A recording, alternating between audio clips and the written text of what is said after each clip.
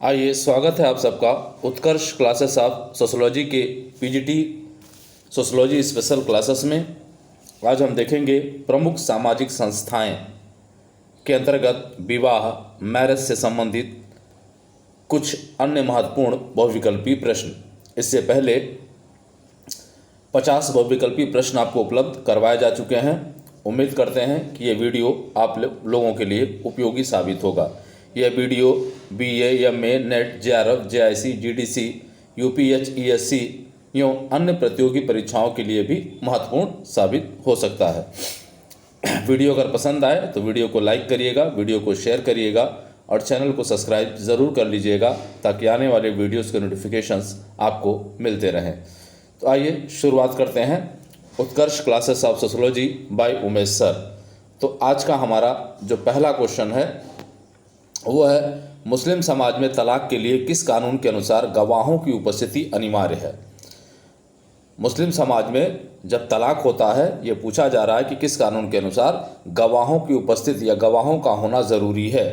A शिया कानून के अनुसार, B सुन्नी कानून के अनुसार, C A और B दोनों के अनुसार या शिया और सुन्नी दोनों कानून के अनुसार और D उक्त में से कोई नहीं। तो यहाँ पे आप देखें, मुस्लिम समाज में तलाक के दौरान गवाहों की उपस्थिति जो है वो शिया कानून के अनुसार जो है वो मान्य है। तो ये जो है A ऑप्शन आपका, या यूँ कह लें कि अनिवार्य है, तो A ऑप्शन आपका जो है वो सही हो जाएगा। चलिए अगले प्रश्न पे हम देखें, किसने विवाह को सार्वभौमिक माना है। किसने विवाह को सार्वभौमिक माना है। पहला A ब्रीफाल्ट, B Kingsley Davis, C Westermarck और D रिवर्स। तो यहाँ आप देखें तो विवाह को सार्वभौमिक मानने वाले जो विचारक हैं वो हैं वेस्टरमार्क। तो यहाँ पे आप देखें C ऑप्शन आपका जो है वो सही हो जाएगा, वेस्टरमार्क। चलिए अगले प्रश्न पे हम चलते हैं। तो ये हमारा जो है 53 नंबर का प्रश्न है। अभ्राता बहुपद विवाह, अभ्राता बहुपद विवाह की परंपरा निम्नलिखित में से या निम्नलिखित जनजातियों में से किसमें प्रचलित है। ये पूछा जा रहा है, कुछ जनजातियां दी गई हैं, पूछा जा रहा है कि अभ्राता बहुपद विवाह किन जनजातियों में प्रचलित है। पहला जौनसार बाबर जो देहरादून में निवास करती हैं, ओराव जो मध्य प्रदेश में निवास करती हैं, नायर जो केरल में निवास करती हैं, चौथा तियान जो दक्षिण भारत में और पांचवा इराव। तो ये कुछ जनजातियां 5 दी गई हैं। पूछा जा रहा है कि अभ्राता बहुपद विवाह किन जनजातियों में पाया जाता है। तो सामान्य तौर पर अगर आप बात करें तो जौनसार बाबर जो देहरादून में है इनमें अभ्राता बहुपद विवाह पाया जाता है। दूसरा ओराव जो मध्य प्रदेश की हैं उनमें भी जो है अभ्राता बहुपद विवाह पाया जाता है। तीसरा नायर, इनमें भी जो केरल में निवास करती हैं अभ्राता बहुपद विवाह पाया जाता है। चौथा तियान है जो दक्षिण भारत में है, इनमें भी अभ्राता बहुपद विवाह पाया जाता है। इराव, इनमें भी अभ्राता बहुपद विवाह पाया जाता है। इसका मतलब है कि A ऑप्शन यहाँ पे जो दिया गया वो सही है। 1 2 3 4 5 सभी जनजातियों में अभ्राता बहुपद विवाह जो है वो पाया जाता है। चलिए अगला देखें हम। तो निम्नलिखित में से कौन सा एक बहिर्विवाह नहीं है। ये कहा जा रहा है कि निम्नलिखित में से कौन सा एक बहिर्विवाह नहीं है। तो देखें आप, A गोत्र बहिर्विवाह, B ग्राम बहिर्विवाह, C अंतर्जातीय विवाह और D सपिंड बहिर्विवाह। तो बहिर्विवाह के जो प्रकार हैं वो प्रमुख रूप से जो है गोत्र बहिर्विवाह है, ग्राम बहिर्विवाह है और सपिंड बहिर्विवाह है। अंतर्जातीय विवाह जो बहिर्विवाह की श्रेणी में नहीं आता। तो C ऑप्शन आपका यहाँ सही हो जाएगा। तो C को सही लगाएंगे आप जो है। अगला प्रश्न आप देखें तो अगला प्रश्न आपका जो है गांधर्व हो गया या गंधर्व होना चाहिए। गंधर्व विवाह के विषय में किसने उल्लेख किया है। ये पूछा जा रहा है कि गंधर्व विवाह के विषय में किसने लिखा या किसने उल्लेख किया है। A Chanakya, B Manu, C Agastya मुनि और D भृगु। तो यहाँ पे आप देखिए 55 का जो आपका ऑप्शन होगा वो ऑप्शन आपका जो है B सही होगा, जिसको इसे कहा है मनु ने। तो B ऑप्शन आपका जो है वो सही हो जाएगा। चलिए अब हम चलते हैं अगले प्रश्न की ओर। तो यहाँ देखें तो अगला प्रश्न हमारा है कि भाई गांधर्व विवाह को और किस नाम से जाना जाता है। कोई हो गया, को करिएगा, ये हटा दीजिएगा यहाँ से जो है, यहाँ ख़त्म करेंगे आप जो है। को और किस नाम से जाना जाता है, ये पूछा जा रहा है कि गांधर्व विवाह को और किस नाम से जाना जाता है। तो यहाँ देखें, A सेवा विवाह, बी अनादर विवाह, सी प्रेम विवाह और डी हठ विवाह। तो गांधर्व विवाह को जो है एक अन्य नाम से जो जाना जाता है वो है प्रेम विवाह। तो सी ऑप्शन आपका यहाँ पे सही हो जाएगा। चलिए अगला प्रश्न हम देखें तो 57 नंबर का प्रश्न है हमारा। ये कहा जा रहा है कि मुस्लिम समाज में तलाक का वह प्रकार जिसमें पत्नी के मासिक धर्म के समय पति एक बार तलाक की घोषणा करके इद्दत, यहाँ इद्दत होना चाहिए था, गलत हुआ है ये, जरा इसको सही करिएगा, इद्दत कर लीजिएगा, इसको जो है इज्जत हो गया। इद्दत की अवधि तक सहवास, कह रहा है कि इद्दत की अवधि तक सहवास नहीं करता तो ऐसे तलाक को कहते हैं। अब ये कहा जा रहा है मुस्लिम तलाक की बात कर रही है। तलाक के 3 प्रकारों की बात होती है, तलाक़ अहसन, तलाक़ हसन या तलाक़ुल विद्दत। ये पूछा जा रहा है इसमें से कौन सा तलाक जो है इस प्रकार का होता है कि पत्नी के मासिक धर्म के समय पति एक बार तलाक की घोषणा करके इद्दत काल तक, इद्दत काल 3 महीनों का काल होता है, 3 मासिक धर्म का, जिसको इद्दत काल कहते हैं, अवधि तक सहवास नहीं करता है तो वो तलाक मान लिया जाता है। कौन सा तलाक है ये पूछा जा रहा है। तो ये तलाक़ अहसन, बी तलाक़ हसन, सी तलाक़ुल विद्दत और डी उक्त में से कोई नहीं। तो ये जो माना जाता है वो है ए तलाक़ अहसन, तलाक़ अहसन माना जाता है। तो ए ऑप्शन आपका यहाँ पे सही हो जाएगा। अगला देखें आप, अगला जो है आपका मुस्लिम समाज में तलाक का वह प्रकार जिसके अंतर्गत पुरुष को लगातार 3 तुहरों तक तलाक की घोषणा दोहरानी पड़ती है तो ऐसे तलाक को कहते हैं। अब ये कहा जा रहा है कि यहाँ कंडीशन बदल गया है कि मुस्लिम समाज में तलाक का वह प्रकार जिसके अंतर्गत पुरुष क्या करता है, लगातार 3 तुहरों तक, वहाँ ये कई बार कहता है, यहाँ लगातार 3 तुहरों तक तलाक की घोषणा दोहराता है तो ऐसे तलाक को क्या कहा जाता है। तो यहाँ पे आप देखें, ए तलाक अहसन, बी तलाक़ हसन, सी तलाक़ुल विद्दत और डी उक्त में से कोई नहीं। तो यहाँ पे आप देखिए तो आपका जो है बी ऑप्शन यहाँ पे सही होगा, तलाक़ हसन। तो बी जो है उत्तर आप लगाएंगे तलाक़ हसन। अगला देखें आप जो है तो तलाक का वह प्रकार जिसमें पुरुष लिखित या मौखिक रूप से 3 बार तलाक कहकर संबंध तोड़ सकता है। अब यहाँ देखिए तलाक का वह प्रकार जिसमें पुरुष क्या करेगा, पुरुष लिखित या मौखिक रूप से 3 बार तलाक कहकर संबंध तोड़ लेगा। तलाक तलाक तलाक कहकर क्या करेगा, वो संबंध तोड़ लेगा। तो ऑप्शन देखें आप जो है कि ऑप्शन इसमें कौन कौन से दिए गए हैं आपके। तो ऑप्शन इसमें दिए गए हैं, ऑप्शनों की चर्चा हम लोग कर लेते हैं। तो ऑप्शन इसमें दिए गए हैं तलाक़ अहसन, बी तलाक़ हसन, सी तलाक़ उल विद्दत और डी उक्त में से कोई नहीं। तो इस प्रकार का जो तलाक होता है उस तलाक को कहा जाता है तलाक़ उल विद्दत। तो सी ऑप्शन आपका जो यहाँ पे सही हो जाएगा। अगला देखें, अगला क्वेश्चन हमारा कौन सा है। तो यहाँ देखें निम्नलिखित में से कौन सा अधिवेशन हिंदू विवाह में विवाह विच्छेद के प्राविधान को प्रस्तुत करता है। ये कहा जा रहा है कि कौन सा अधिनियम विवाह का, हिंदू विवाह में वो कौन सा अधिनियम है जो विवाह विच्छेद के प्रावधान को प्रस्तुत करता है। तो अब यहाँ आप देखें ऑप्शन आपके दिए जा रहे हैं कौन कौन से हैं यहाँ पे। विशेष विवाह अधिनियम 1954, बी हिंदू उत्तराधिकार अधिनियम 1956, सी बाल विवाह निरोधक अधिनियम 1929 और डी हिंदू विवाह अधिनियम 1955। तो इसमें देखें तो 60 का जो आपका है वो है डी ऑप्शन सही होगा यहाँ पे, हिंदू विवाह अधिनियम 1955। तो डी ऑप्शन यहाँ पे सही हो जाएगा जिसमें तलाक की बात जो है वो की गई है। चलिए अगला देखें हम। तो अगला हमारा प्रश्न है, भारत में अंतर्जातीय विवाह के विधायी प्रावधान सर्वप्रथम किसमें किए गए थे। भारत में अंतर्जातीय विवाह के विधायी प्रावधान सर्वप्रथम किसमें किए गए थे। तो ऑप्शन दिया जा रहा है, ए हिंदू विवाह अधिनियम 1955 में, बी विशेष विवाह अधिनियम 1872 में, सी हिंदू कोड बिल 1956 में और डी उक्त में से कोई नहीं। तो यहाँ पे आप देखिए तो अंतर्जातीय विवाह के लिए जो विधायी प्रावधान बनाए गए थे वो जो है विशेष विवाह अधिनियम 1872 में बनाए गए थे। तो बी ऑप्शन आपका यहाँ पे सही हो जाएगा। तो यहाँ बी ऑप्शन आप टिक करेंगे। चलिए अगला क्वेश्चन आप देखें, बहुत ही महत्वपूर्ण प्रश्न है, पूछा जा सकता है ये। मुस्लिम महिला विवाह अधिकार संरक्षण विधेयक कब पारित हुआ। मुस्लिम महिला विवाह अधिकार संरक्षण विधेयक कब पारित हुआ? ऑप्शन दिए जा रहे हैं आपके। ए 25 जुलाई सन 2019 को, बी 20 जुलाई सन 2019 को, सी 25 जुलाई सन 2020 को, डी 25 जुलाई सन 2018 को। तो यहाँ पे आप देखिए, तो ये जो अधिनियम या विधेयक पारित हुआ वो हुआ 25 जुलाई सन 2019 को। तो जो है ए ऑप्शन आपका जो है यहाँ पे सही हो जाएगा। चलिए ठीक है, अगले प्रश्न पे हम चलते हैं। तो हमारा अगला प्रश्न आता है, यहाँ देखें, बाल विवाह निरोध अधिनियम, बाल विवाह निरोध अधिनियम निम्नलिखित में से कब पारित हुआ? तो यहाँ ऑप्शन दिया जा रहा है। ए सन 1955 में, बी सन 1929 में, सी सन 1954 में और डी सन 1956 में। तो यहाँ देखें, बाल विवाह निरोधक अधिनियम पारित हुआ था सन 1929 में। तो यहाँ 63 का आपका बी आंसर आपका सही हो जाएगा।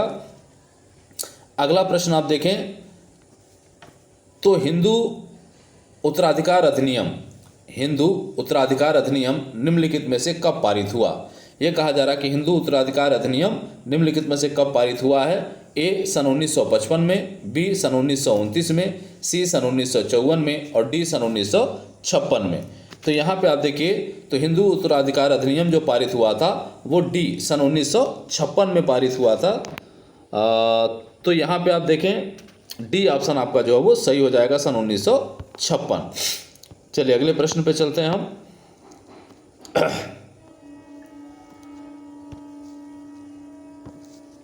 हिंदू विवाह अधिनियम 1955, ये कहा जा रहा है कि हिंदू विवाह अधिनियम 1955 ने हिंदू विवाह के किस एक प्राविधान को प्रभावित किया है?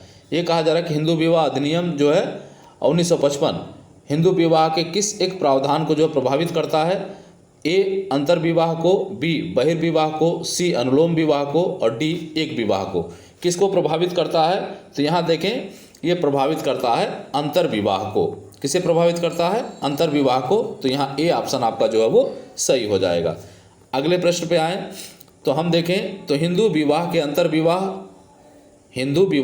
अंतर्विवाह नियम को किस अधिनियम ने परिवर्तित किया है? वही प्रश्न जो है पूछा जा रहा है कि हिंदू विवाह के अंतर्विवाह नियम को किस अधिनियम ने परिवर्तित किया है। तो यहाँ देखें ऑप्शन कौन कौन से हैं आपके।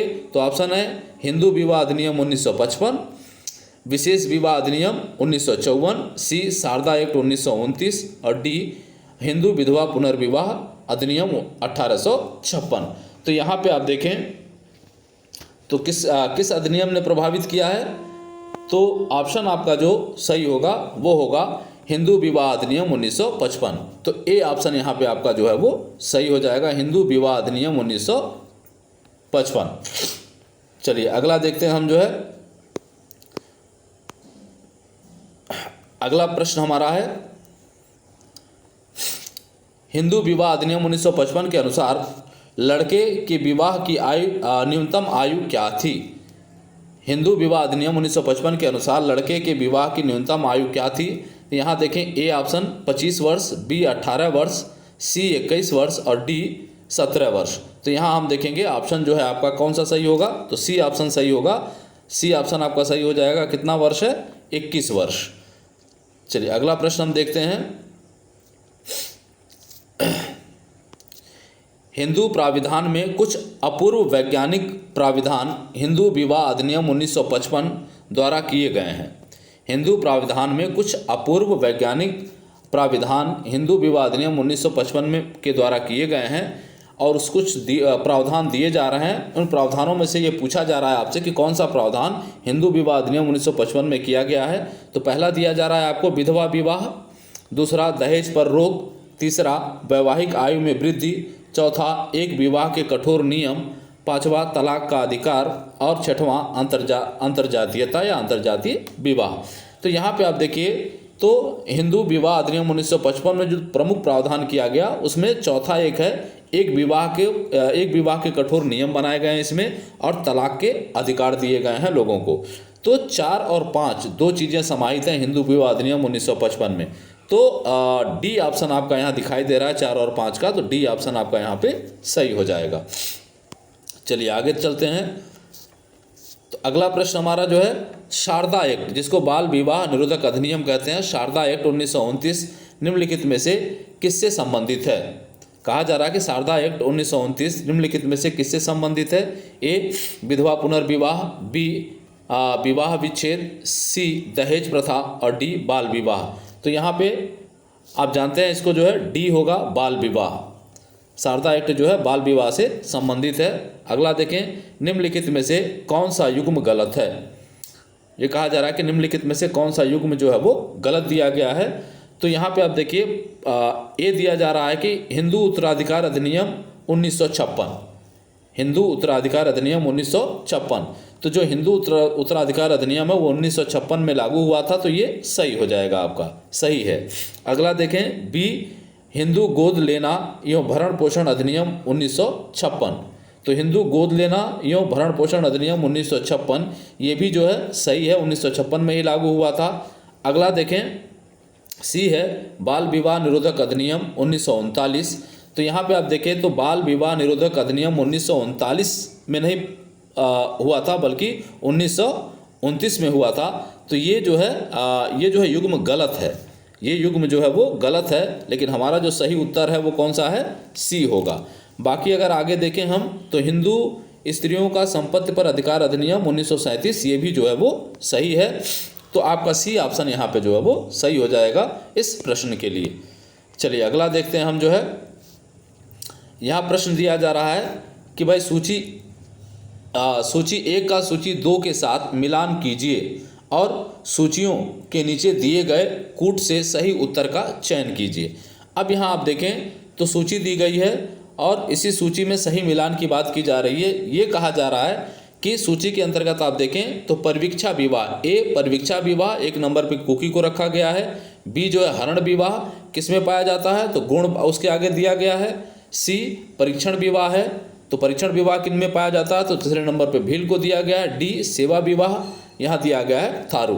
इसका मतलब ये पूछा गया परीक्षा विवाह किस जनजाति में है, हरण विवाह किस जनजाति में है, परीक्षण विवाह किस जनजाति में है, सेवा विवाह किस जनजाति में है। और जनजातियाँ 1 2 3 4 दी गई हैं, कुकी, गोंड, भील, थारू।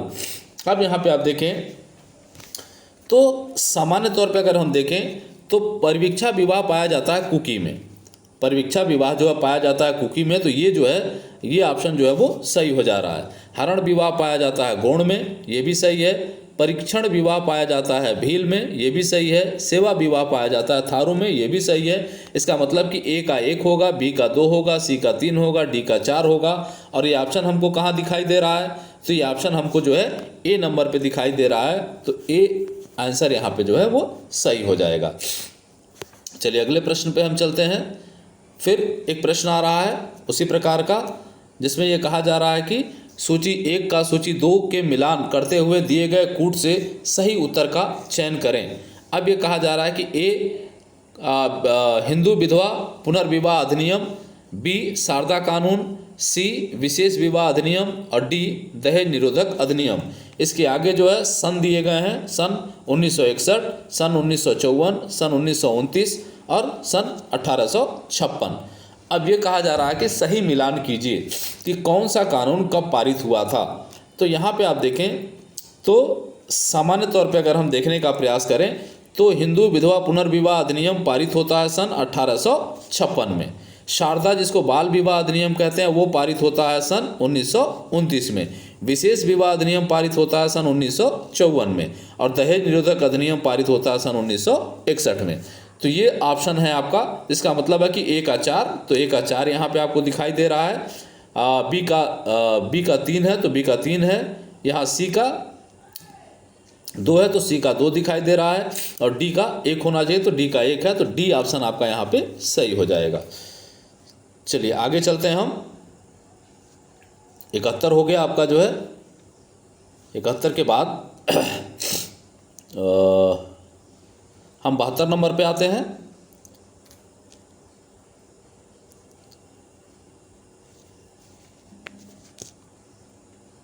तो 72 नंबर का प्रश्न हमको यहाँ जो है दिया जा रहा है जो है 72 नंबर का प्रश्न हम देख रहे हैं यहाँ पे। कुछ तकनीकी दिक्कत हुई थी, चलिए सही हो गया। यहाँ देखें आप जो है तो सूची का मिलान हम लोगों ने कर लिया है। अब आगे बढ़ते हैं, इस प्रश्न को हम आगे बढ़ाते हैं। तो 73 नंबर क्वेश्चन पे हम चलते हैं। तो यहाँ पे आप देखिए, तो ये कहा जा रहा है कि जनजातियों में जीवन साथी के चुनाव के कितने तरीके हैं। जनजातियों में जीवन साथी चुनाव के कितने तरीके हैं ये पूछा जा रहा है आपसे। ए 5, बी 8, सी 3 और डी 2। तो जनजातियों में जो जीवन साथी चुनने के तरीके हैं वो 8 हैं। तो बी नंबर का ऑप्शन आपका वो सही हो जाएगा।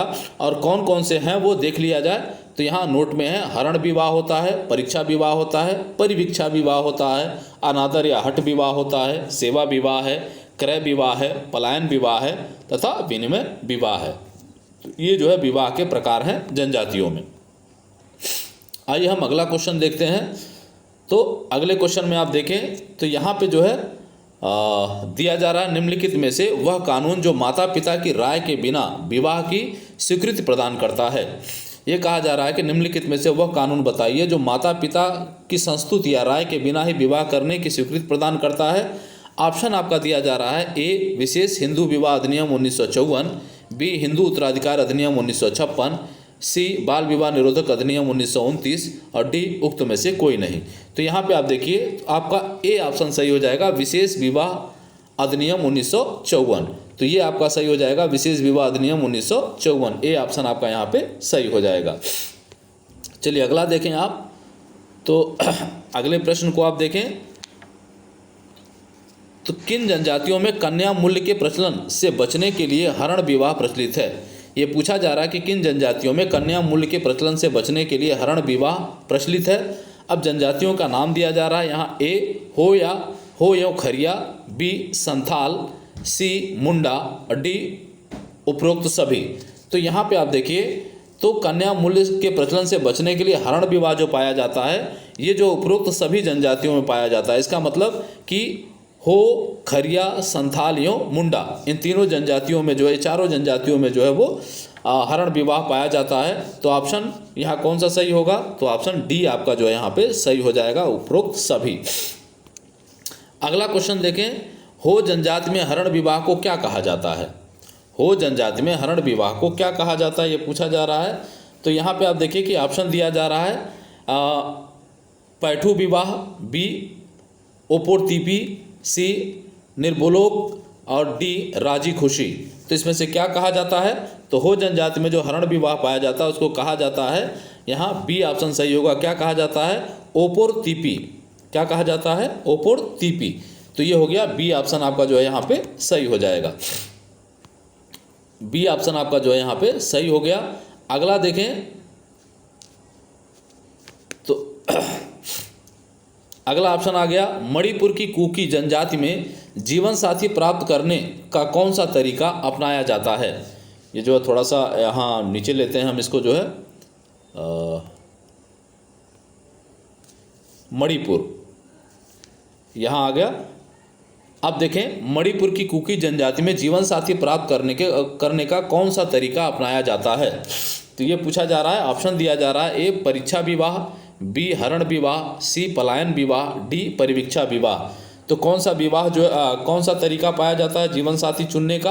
तो यहाँ पे आप देखिए, तो कुकी जनजाति में जो है जीवन साथी चुनने का परिवीक्षा विवाह पाया जाता है, परिवीक्षा विवाह। तो डी ऑप्शन आपका जो है यहाँ पे सही हो जाएगा। अगला प्रश्न आप देखें। तो उत्तराखंड की थारू जनजाति में हठ विवाह को किस नाम से जाना जाता है। उत्तराखंड की थारू जनजाति में जो हठ विवाह है उसको किस नाम से जाना जाता है। तो ए ऑप्शन है पैठू विवाह, बी अनादर विवाह, सी निर्बोलोक और डी राजी खुशी। तो यहाँ पे आप देखिए, तो 78 का आपका बी सही हो जाएगा। अनादर विवाह कहा जाता है। हठ विवाह को थारुओं में क्या कहा जाता है। अनादर विवाह कहा जाता है। तो बी ऑप्शन आपका यहाँ पे सही हो जाएगा। चलिए अगला देखें हम। यहाँ अगला देखें। तो ये कहा जा रहा है कि कमार जनजाति में अनादर या हठ विवाह को किस नाम से जाना जाता है।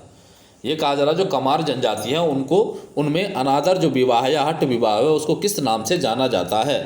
तो यहाँ पे आप देखिए, ऑप्शन आपको दिया जा रहा है। ए पैठू विवाह, बी ओपोरतीपी, सी निर्बोलोक और डी राजी खुशी। तो यहाँ पे आप देखिए कमार जनजाति में जो हठ विवाह होता है उसको कहा जाता है पैठू विवाह। ए ऑप्शन सही होगा यहाँ पे, पैठू विवाह। चलिए अगला क्वेश्चन हम देखते हैं।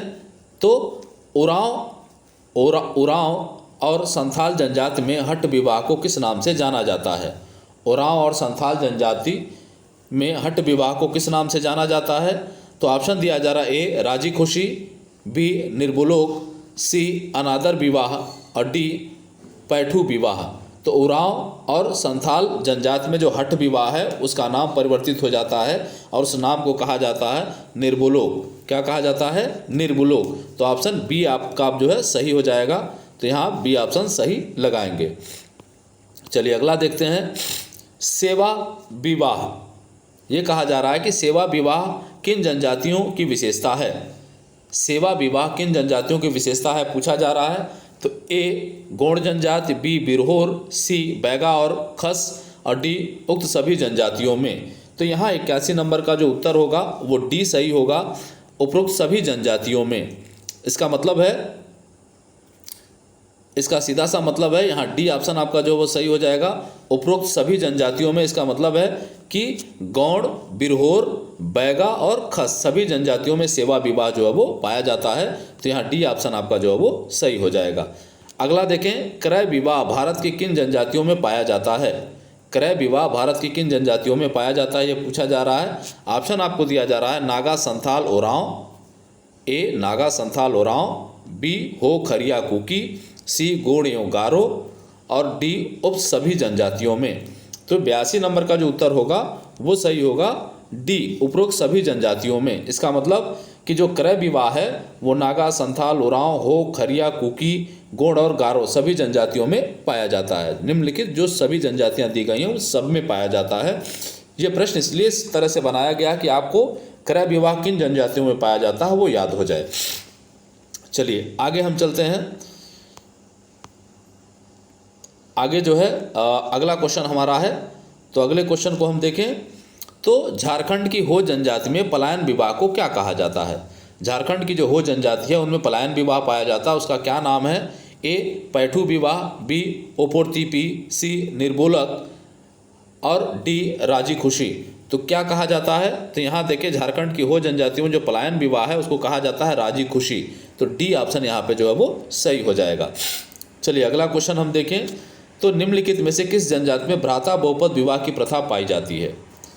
किस जनजाति में भ्राता बहुपद विवाह की प्रथा पाई जाती है पूछा जा रहा है। ऑप्शन है आपका ए भील, बी नायर, सी थारू और डी गोंड।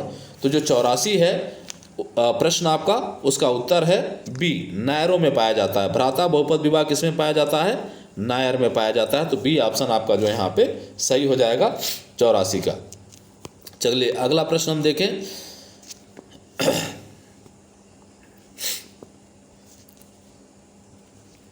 किस जनजाति में लड़कियों द्वारा कौमार्य अवस्था में विवाह संस्कार के रूप में तली होगा, यहाँ ताली हो गया है, तली बांधने की प्रणाली पाई जाती है? तली लिखिएगा इसको जो है, तली हो गया, तली करिएगा इसको जो है, सामान्य तौर पे ये गलत हो गया यहाँ पे, तो तली लिखिएगा, उसको बांधने की प्रथा अपनाई जाती है। ये कहा जा रहा है कि भाई किस जनजाति में लड़कियों द्वारा कौमार्य अवस्था में विवाह संस्कार के रूप में तली बांधने, तली इसको करिए, तली बांधने की प्रणाली अपनाई जाती है। ऑप्शन दिया जा रहा है आपको ए नायर, बी रेगमा नागा, सी भील, डी गौंड। तो यहाँ 85 का जो आपका ए आंसर है वो सही हो जाएगा। नायरों में ये प्रथा पाई जाती है तली बांधने की। अगला प्रश्न हमारा, पलायन विवाह एक प्रकार का है। पलायन विवाह एक प्रकार का है। ये कहा जा रहा है कि पलायन विवाह एक प्रकार का है। किस प्रकार का विवाह है ये पूछा जा रहा है। तो ऑप्शन दिया जा रहा है ए ईसाई विवाह का, बी मुस्लिम विवाह का, सी हिंदू विवाह का और डी जनजातीय विवाह का। तो भाई ये जनजातीय विवाह का एक प्रकार है। तो डी ऑप्शन आपका यहाँ पे सही हो जाएगा। चलिए अगला क्वेश्चन हम देखें। अगला क्वेश्चन हमारा है, नीलगिरी पहाड़ियों के टोंडा जनजाति में बहुपद विवाह अपनाया जाता है। नीलगिरी पहाड़ियों की जो टोंडा जनजातियाँ उनमें बहुपद विवाह का प्रचलन है, जिसका प्रमुख कारण क्या है ये पूछा जा रहा है। तो यहाँ पे आप देखिए ऑप्शन दिया जा रहा है जनजातीय प्रथा है इस वजह से वहाँ बहुपद विवाह है, बी कन्या हत्या होती है इस वजह से बहुपद विवाह है, सी धार्मिक मान्यताएं हैं इस वजह से है और डी उपरोक्त सभी। तो यहाँ पे आप देखिए तो 87 का जो ऑप्शन है आपका वो बी सही है, क्योंकि टोंडा जनजातियों में बी सही होगा, ए पे लग गया सॉरी, तो बी सही होगा यहाँ पे कन्या हत्या, बी ऑप्शन यहाँ पे सही हो जाएगा कन्या हत्या। टोंडा जनजातियों में कन्या हत्या बहुत पाई जाती है, जिसकी वजह से वहाँ महिलाओं की संख्या कम है, जिसकी वजह से वहाँ इस तरह के बहुपद विवाह जो है वो पाया जाता है। अगला देखें आप, तो हिंदू धर्म शास्त्रों के अनुसार यदि ब्राह्मण कन्या शूद्र पुरुष से विवाह करती है तो उसे क्या कहेंगे? प्रश्न देखें एक बार फिर से, हिंदू शास्त्रों धर्म शास्त्रों के अनुसार यदि ब्राह्मण कन्या या ब्राह्मण कुल की कन्या शूद्र पुरुष कुल के पुरुष से विवाह करती है तो उसे क्या कहेंगे? ए प्रेम विवाह कहेंगे, बी अनुलोम विवाह कहेंगे, सी अंतर्जातीय विवाह कहेंगे और डी प्रतिलोम विवाह कहेंगे। तो ये कहलाएगा प्रतिलोम विवाह। क्या कहलाएगा? प्रतिलोम विवाह। तो डी ऑप्शन आपका यहाँ पे सही हो जाएगा। अगला देखें, निम्नलिखित में से हिंदू विवाह तथा पुरुषार्थ व्यवस्था दोनों में क्या पाया जाता है? निम्नलिखित में से क्या पाया जाता है? कहने का मतलब कि हिंदू विवाह के उद्देश्य की बात करें और पुरुषार्थ की बात करें तो दोनों में क्या पाया जाता है? तो देखें, हिंदू विवाह का उद्देश्य धर्म अर्थ काम पुरुषार्थ जो है धर्म अर्थ काम और मोक्ष है, जबकि हिंदू विवाह का उद्देश्य क्या है? तो धर्म प्रजा और रति है।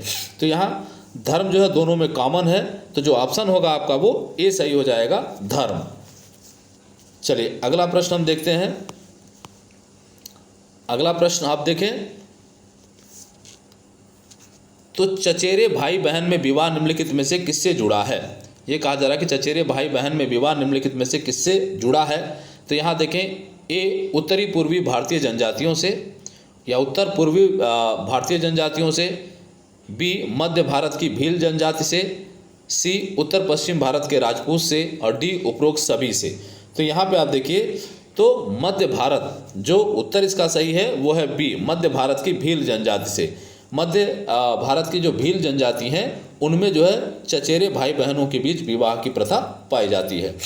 अगला प्रश्न आप देखें तो ममेरी बहन के साथ विवाह निम्नलिखित में से किस विवाह का एक रूप है?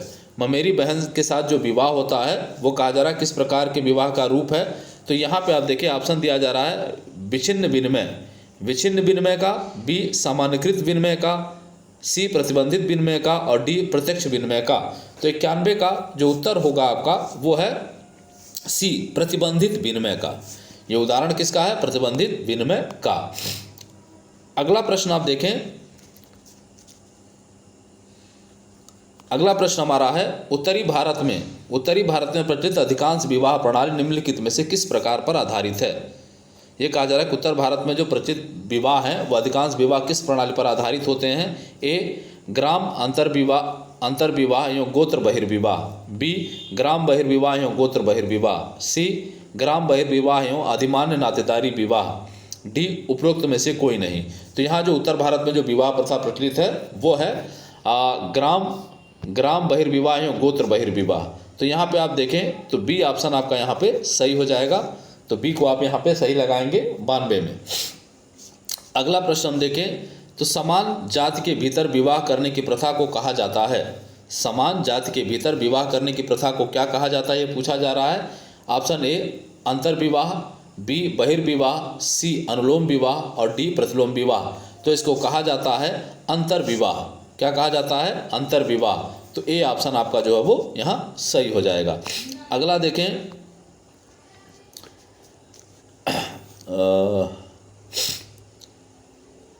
अगला है विवाह का सबसे प्रचलित रूप है। ये पूछा जा रहा है कि भाई विवाह का सबसे प्रचलित रूप कौन सा है? तो यहाँ ऑप्शन दिया जा रहा है बहुविवाह, ए, बी बहुपद विवाह, सी बहुपत्नी विवाह और डी एक विवाह। तो यहाँ जो सबसे प्रचलित रूप है विवाह का पूरी दुनिया में वो है एक विवाह। तो यहाँ पे डी ऑप्शन जो है आपका सही हो जाएगा। अगला प्रश्न आप देखें तो हिस्ट्री ऑफ ह्यूमन मैरिज पुस्तक के लेखक कौन है? ये पूछा जा रहा है कि हिस्ट्री ऑफ ह्यूमन मैरिज पुस्तक के लेखक कौन है? ए हावेल, बी रॉबर्ट लॉबी, सी वेस्टरमार्क और डी जॉनसन। तो ये कहा जा रहा है कौन लेखक हैं इसके हिस्ट्री ऑफ ह्यूमन मैरिज के? बहुत ही मशहूर पुस्तक है और कई बार परीक्षाओं में ये पूछा जा चुका है। तो ये पुस्तक है वेस्टरमार्क की। तो सी ऑप्शन आपका जो है यहाँ पे सही हो जाएगा। चलिए आगे बढ़ते हैं। देखें अगला क्वेश्चन। तो अगला क्वेश्चन हमारा जो है वो marriage and family in India पुस्तक के लेखक हैं? ये पूछा जा रहा है कि marriage and family in India पुस्तक के लेखक कौन है? ऑप्शन दिया जा रहा है ए K M Kapadia, B Morgan, सी हैरिस और डी रेडक्लिफ ब्राउन। तो जो 96 का उत्तर है वो है के एम कपाड़िया। कौन है? तो A K M Kapadia marriage and family in India पुस्तक के लेखक हैं के एम कपाड़िया। तो ए ऑप्शन यहाँ पे आपका जो है वो सही हो जाएगा, 96 का ए। अगला देखें तो African system of kinship and marriage, African system of kinship and marriage पुस्तक के लेखक हैं। ऑप्शन दिया जा रहा है आपको ए K M Kapadia, B Morgan, सी हैरिस, डी रेडक्लिफ ब्राउन। तो ये जो है कौन सा ऑप्शन इसमें से सही होगा, ये पूछा जा रहा है आपसे कि इस पुस्तक के लेखक कौन हैं। तो जो इस पुस्तक के लेखक हैं वो हैं Radcliffe Brown. African system of kinship and marriage पुस्तक के लेखक कौन है? तो रेडक्लिफ ब्राउन। तो डी ऑप्शन आपका यहाँ पे सही हो जाएगा। चलिए अगला क्वेश्चन हम देखते हैं। तो अगला क्वेश्चन हमारा है अंतर्जातीय विवाह करने पर किसी व्यक्ति को जाति से बहिष्कृत करना किसका उदाहरण है? अंतर्जातीय विवाह, कोई व्यक्ति अगर दूसरी जाति में विवाह करता है तो उस व्यक्ति को जाति से बहिष्कृत कर देना किस प्रकार का उदाहरण है? ए सकारात्मक नियंत्रण का, बी नकारात्मक नियंत्रण का, सी प्रत्यक्ष नियंत्रण का, डी स्वचालित नियंत्रण का। तो यहाँ पे आप देखिए ये होता है नकारात्मक नियंत्रण। क्या होता है? नकारात्मक नियंत्रण। तो 98 का आपका बी सही हो जाएगा, नकारात्मक नियंत्रण। अगला क्वेश्चन आप देखें, हिंदुओं में विवाह को समझा जाता है। ये कहा जा रहा है कि हिंदुओं में विवाह को क्या समझा जाता है? तो हिंदुओं में विवाह को समझा जाता है, ऑप्शन देख लें यहाँ पे कौन कौन सा है। ए एक समझौता, बी परंपरागत अभ्यास, सी एक पवित्र बंधन और डी अनुबंधित कानून। तो यहाँ पे आप देखिए तो सी ऑप्शन सही होगा। यहाँ पे एक पवित्र बंधन माना जाता है हिंदुओं में विवाह को। चलिए अगला देखें आप। तो ये कहा जा रहा है कि किसके अनुसार अंतः विवाह रूढ़िवादी है जबकि बाह्य विवाह प्रगतिवादी है? बहुत ही महत्वपूर्ण क्वेश्चन है, कई बार कई परीक्षाओं में ये पूछा जा चुका है। तो आप विशेष तौर पर इसको ध्यान रखेंगे कि भाई किसके अनुसार अंतः विवाह रूढ़िवादी है जबकि बाह्य विवाह प्रगतिवादी है। ऑप्शन आपको दिए जा रहे हैं यहाँ पे। ए समनर यो केलर, बी पी एच प्रभु, सी पी वी काड़े और डी के एम पाड़िक्कर। तो यहाँ पे जो सही उत्तर है आपका वो है ए समनर यो केलर। इस बात को किसने कहा है? समनर यो केलर ने कहा है। बहुत ही महत्वपूर्ण है, आप इसको जो है याद रखिएगा। चलिए यहाँ पे आप देखें तो जो 100 प्रश्न आपको दिए गए उन 100 प्रश्नों के उत्तर आपको यहाँ पे उपलब्ध करवाए गए हैं। किसी भी कन्फ्यूज़न की स्थिति में आप इन उत्तरों को देख सकते हैं, इनको समझ सकते हैं। तो ये उत्तर आपको यहाँ पे उपलब्ध हैं, जिनको आप देखकर जो है आप प्रैक्टिस कर सकते हैं, नोट कर सकते हैं आप इसको जो है। तो ये आज का हमारा वीडियो रहा। उम्मीद करते हैं कि ये वीडियो आपको पसंद आएगा। वीडियो अगर पसंद आए तो वीडियो को लाइक करिएगा, वीडियो को शेयर करिएगा और चैनल को सब्सक्राइब ज़रूर कर लीजिएगा ताकि आने वाले वीडियोज़ के नोटिफिकेशंस आपको मिलते रहें।